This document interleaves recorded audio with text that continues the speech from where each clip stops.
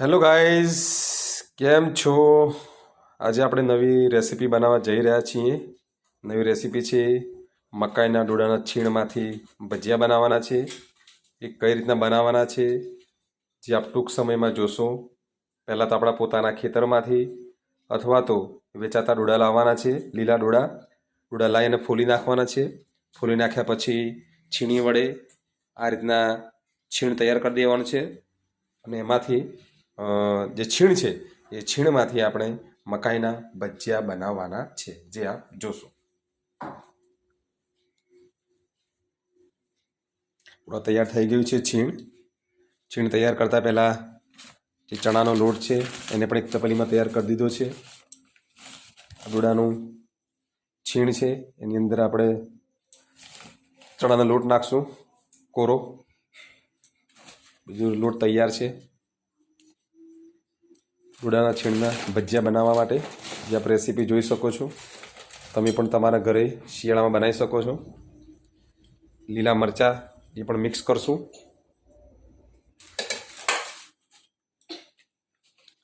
થોડું મીઠું નાખશું અંદર. ડુંગળી ઓલરેડી અંદર નાખેલી છે. થોડો ખારો આપણે ઉમેરશું. ટાટા સોડા, જેનાથી ભજીયા સારા ફૂલી શકશે. ટાટા સોડા નાખવામાં આવે છે.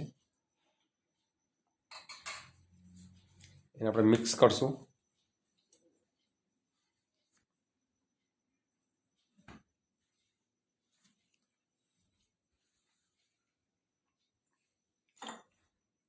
થોડું પાણી આપણે મિક્સ કરશું.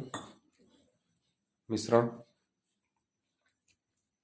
ડોડાના જે છીણ છે એની અંદર લીલું મરચું નાખ્યું છે, ખારો નાખ્યો છે. થોડું પાણી ઉમેરતા રહેશું. ભજીયા બનાવવાના સરસ મજાના. તમે પણ તમારા ઘરે બનાવજો, રેસીપી જોઈ લેજો. પછી તમારે કોમેન્ટ કરવાની છે કે ભજીયા કેવા બને છે.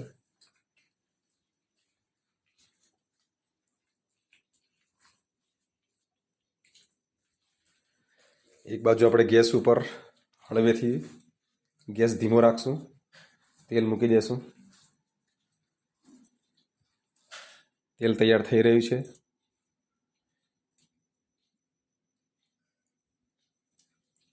ગેસનું પ્રમાણ ધીમું રાખવાનું છે. ગેસને થોડો ફાસ્ટ કરશું જેથી કરીને તેલ આવી જાય ઉપર. મારી દીકરી સ્વરા ભજીયા બનાવવા માટે તૈયાર છે. પ્લેટફોર્મ ઉપર બેસી ગઈ છે, જે આપ જોઈ શકો છો. એને બહુ જ રસ છે. થોડાક દિવસ પહેલાં રોટલી બનાવી હતી.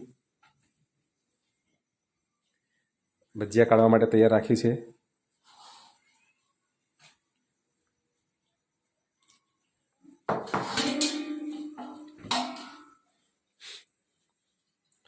આપણે એક એક કરીને ભજીયા મૂકશું છીણના.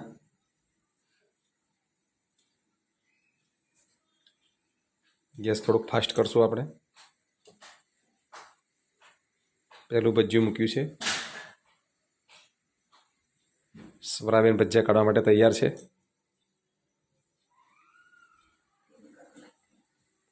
તેલ હજુ જોઈએ એવું ગરમ થયું નથી.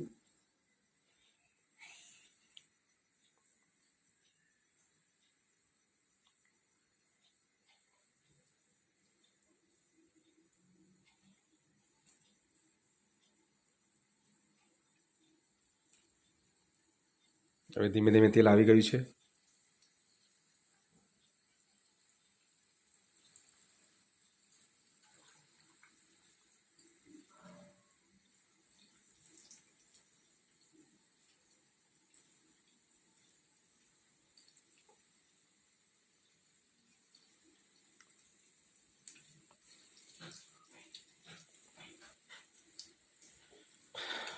ભજીયાને ફેરવશું જેથી કરીને બળી ના જાય.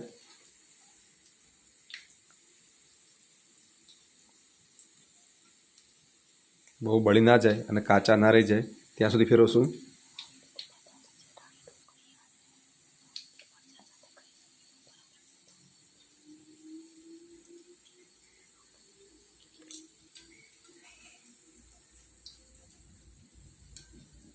આવા જ ભજીયા આપણે ડુંગળીવાળા ભજીયા, બટાકાવાળા ભજીયા પણ બનાવી શકીએ છીએ, જે શિયાળામાં ખાવા જોઈએ.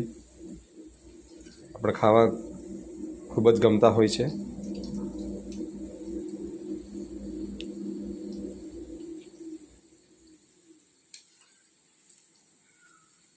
હવે કમ્પ્લીટ ભજીયા થઈ ગયા હોય એવું આપણને લાગે છે.